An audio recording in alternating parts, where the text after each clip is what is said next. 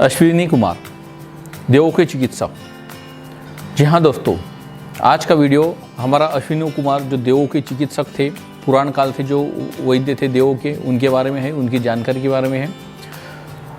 हमारे देश के लोगों को अश्विनी कुमार कौन थे ये जानकारी देने के लिए हमने खास करके ये वीडियो बनाया है। तो हम प्रस्तुत करते हैं अश्विनी कुमार, देवताओं के चिकित्सक। नमस्ते दोस्तों, मैं डॉक्टर महेश चौधरी हमारे निरामयी वसुधा यूट्यूब चैनल में आपका सहर्ष स्वागत करते हैं। तो दोस्तों, आज हम देखेंगे अश्विनी कुमारों के बारे में। इनके बारे में शास्त्र में कहा गया है, अश्विनौ देव विषजौ यज्ञ वहाविति स्मृतौ यज्ञस्य ही शिरच्छिन्न पुनस्ताभ्याम समाहितम प्रशीर्णादशनः पृष्णो नेत्रे नष्टे भगस्य च वज्रिणच्च भुजस्तंभस्ताभ्यामेवं चिकित्सितः चिकित्सतश्च सीतां सुरगुत हितो राजक्ष्मणा सोमाभिपतितचंद्र कुशस्ताभ्याम पुनः सखी भार्गव चवनम कामी रुद्धा सन विकृतिम गतः वितवर्ण स्वरोपेतः कुतस्ताभ्याम पुनर्नवः। तो दोस्तों, ये ऐसे अश्विनी कुमारों के बारे में स्तुति पर यह श्लोक कहा गया है शास्त्र में। अश्विनी कुमारों का चिकित्सा कौशल्य की वर्णन इस श्लोक में कहा है। उन्होंने कहा है कि अश्विनी कुमार जो थे ये देवताओं के चिकित्सक थे। ये यज्ञ वहा मतलब यज्ञ का भाग का वहन करने वाले थे, ऐसा माना गया है। एक बार यज्ञ पुरुष का सिर कट गया था, इन दोनों वैद्यों ने उसको पुनः जोड़ दिया था। पुष्पदेव के दांत गल गए थे, झड़ गए थे, इन्होंने वो आर्टिफिशियल डेंटल इम्प्लांटेशन किया था। भगदेव के दोनों नेत्र नष्ट हो गए थे, उनको दृष्टि प्राप्त करके दी थी। देवराज इंद्र का बाहुस्तंभ हो गया था। इन सब की चिकित्सा अश्विनी कुमार ने ही की थी। सोम शुक्र के क्षीण हो जाने से तथा राजस्थान से पीड़ित चंद्रमा की भी चिकित्सा इन्होंने ही की थी। भृगुवंश में उत्पन्न कामी च्यवन ऋषि को जब रुद्ध होकर विकारों का सामना करना पड़ा या वो विकार प्राप्त हुए तो इनको वर्ण और तथा स्वर विकृत हो गए थे। तो तब इनको च्यवनप्राश आदि रसायन के प्रयोग से ही अश्विनी कुमार ने ही ठीक किया था और पुनः युवा किया था। इन्होंने दधीची ऋषि के सिर को फिर से जोड़ दिया था। ऐसे ये अश्विनी कुमार है, ऐसा इनका चिकित्सा कौशल्य है। ये देवताओं के चिकित्सक है।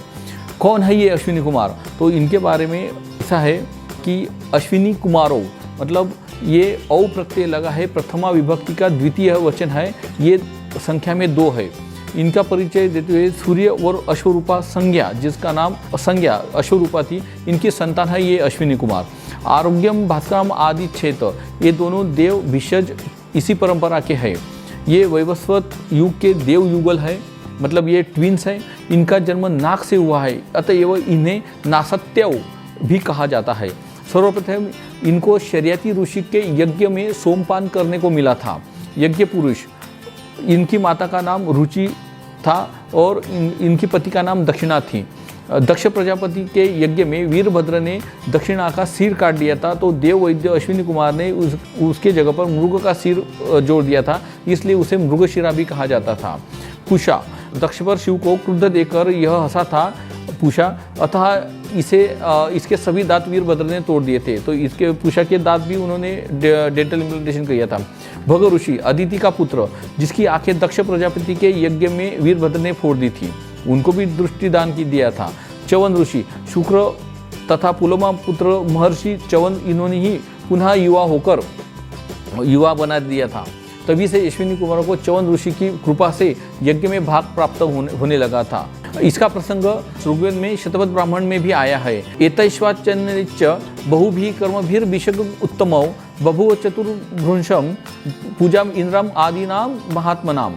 तो अश्विनी कुमार का सर्वत्र सम्मान इसी वजह से हुआ है। ऊपर कहे गए सब पूषा, भग, इंद्र, चंद्रमा, यज्ञ पुरुष की विशेष रूप से तथा इसी प्रकार से अन्य प्रकार के आश्चर्यजनक चिकित्साओं के कौशल्यों को देकर इंद्र आदि महात्मा देवों ने इन दोनों चिकित्सकों को, अश्विनी कुमार को अत्यंत पूजा करने के योग्य माना है।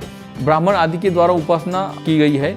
ग्रह स्तोत्राणि मंत्राणि तथा नाना हर्विषि च धूम्राच पशवभ्याम प्रकल्प्यन्ते द्विजातिभिः, मतलब ब्राह्मण, क्षत्रिय, वैश्य तथा चिकित्सकों द्वारा यज्ञ के अवसर पर अश्विनी कुमारों के लिए ग्रह सोमपान करने का पात्र, विविध स्तोत्र पाठ तथा मंत्र पाठ, अनेक प्रकार के हवन, योग्य द्रव्य, धूम वर्ण के पशु जैसे छाग आदि वगैरह होते हैं, तो इनको संकल्प पूर्वक दिए जाते हैं। सोमयाग में सोमरस का पान का तथा पशु वध का विधान किया गया है। यहाँ पे हम किसी पशु के वध की सराहना नहीं कर रहे हैं। अन्य मंत्र, स्तोत्र, नाना प्रकार के हवि आदि का विधान तो सभी यज्ञों में होता ही है। यहाँ अश्विनी कुमारों के लिए भी सोम रस का पात्र तथा पशु बलि देने का विधान कहा गया है। स्तोत्रों, मंत्रों को तथा विभिन्न प्रकार के हवियों का उल्लेख मंत्र संहिता में देखते हैं।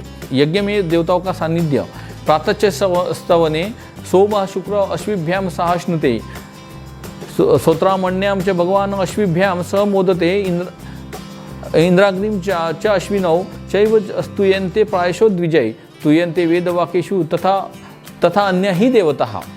प्रातःकाल किए जाने वाले यज्ञ में इंद्र अश्विनी कुमारों के साथ सोमपान करते हैं। स्तोत्रामणि इंद्र देवता जिस यज्ञ का उस यज्ञ में भगवान सहस्त्र भग से युक्त देवराज इंद्र अश्विनी कुमारों को अपने साथ लेकर पाकर प्रसन्न होते हैं। जिस प्रकार यह यज्ञ प्रसंगों में प्रायः इंद्र, अग्नि तथा अश्विनी कुमार की स्तुति श्रोत्रियों द्वारा वेद वाक्यों से ही की जाती है, उस प्रकार अन्य देवताओं की स्तुति नहीं की जाती है। यहाँ पर इंद्राग्नि तथा अश्विनौ ये दो युगल देवताओं के रूप में प्रदर्शित किए गए हैं, किंतु चर्चा वैदिक साहित्य में सुलभ है इसकी। वैदिक देवताओं में देवराज इंद्र का नाम बहुचर्चित है। अश्विनी कुमार भी अद्भुत शक्ति संपन्न होने के कारण इंद्र की कृपा से ही यज्ञ में भाग पाने लगे हैं। हिंदू धर्म के कुल 33 प्रमुख देवताओं में के लिस्ट में भी अश्विनी कुमारों का नाम है।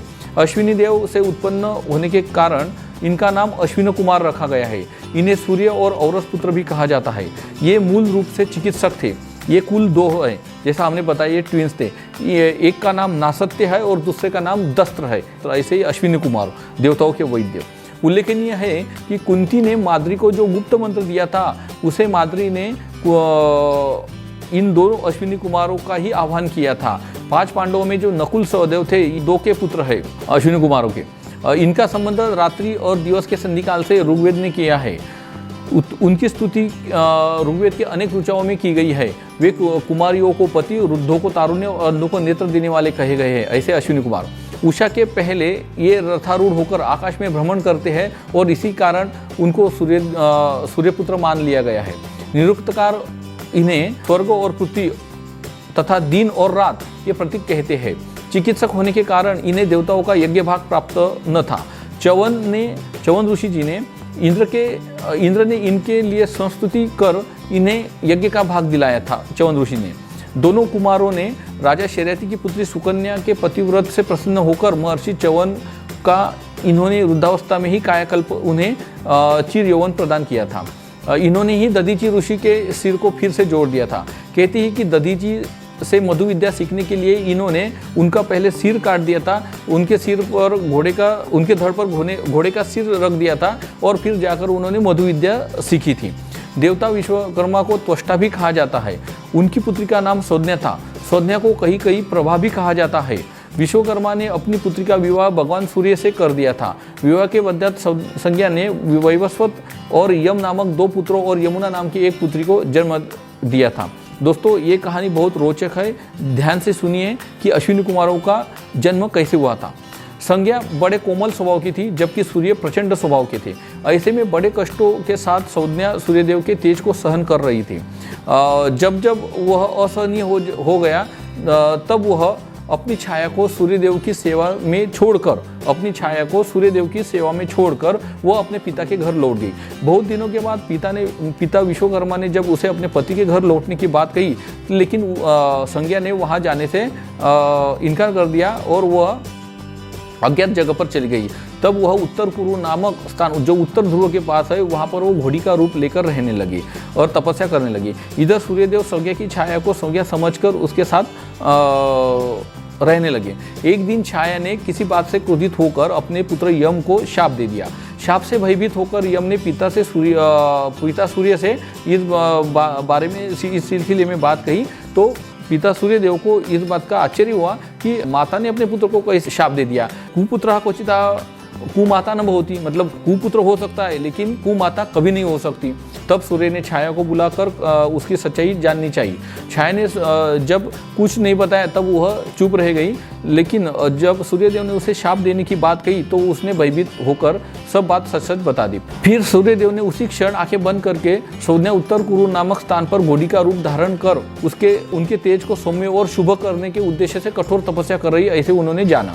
तब सूर्यदेव ने अपने ससुर विश्वकर्मा जी के पास जाकर अपना तेज कम करने की प्रार्थना की। फिर विश्वकर्मा ने उनका तेज कम कर दिया। तेज कम होने के बाद सूर्यदेव घोड़े का रूप बनाकर सौम्य के पास गए और वही उसके साथ संसर्ग किया। इससे उन्हें नासत्य, दस्त्र और रैवत नामक पुत्रों की प्राप्ति हुई। नासत्य पहला और दस्त्र दूसरा, ये अश्विनी कुमार है। नासत्य इसलिए उनको नासत्य भी कहा जाता है, अश्विनी कुमार के नाम से प्रसिद्ध हुए। तत्पश्चात सूर्य ने प्रश्न होकर सौम्या से वर मांगने को कहा, तो सौम्या ने अपने पुत्र वैवस्वत के लिए मनुपद, यम के लिए शाप से मुक्ति और यमुना के लिए प्रसिद्ध होना मांगा। भगवान सूर्यदेव ने इच्छित वर प्रदान किया और वैवस्वत को 7वें मनवंतर का स्वामी बनाकर मनुपद पर आसीत कर दिया। इस मनवंतर में ऊर्जसी नामक इंद्र थे। अत्रि, वशिष्ठ, कश्यप, भारद्वाज, विश्वामित्र और जमदग्नि, ये सातों इस मनवंतर के सप्तर्षि थे।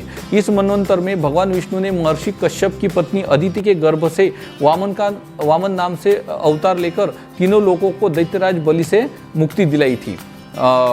ऐसा ये अश्विनी कुमार के बारे में रोचक कथा है। तो दोस्तों, हम आशा करते हैं कि देवताओं के वैद्य चिकित्सक अश्विनी कुमार कौन थे, उनके नाम क्या था, उनकी कथा क्या है, तो ये सब हमने आपको इस वीडियो में बताया है। हम आशा करते हैं कि आपको ये वीडियो ज़रूर, ये जानकारी आपको ज़रूर महत्वपूर्ण लगी होगी और पसंद की होगी। तो आप हमारे YouTube चैनल को जरूर सब्सक्राइब कीजिए, अपने दोस्तों के साथ में, परिवारजनों के साथ में जरूर शेयर कीजिए। इस वीडियो को लाइक करना ना भूलें और बेल आइकन जरूर दबाइए। धन्यवाद।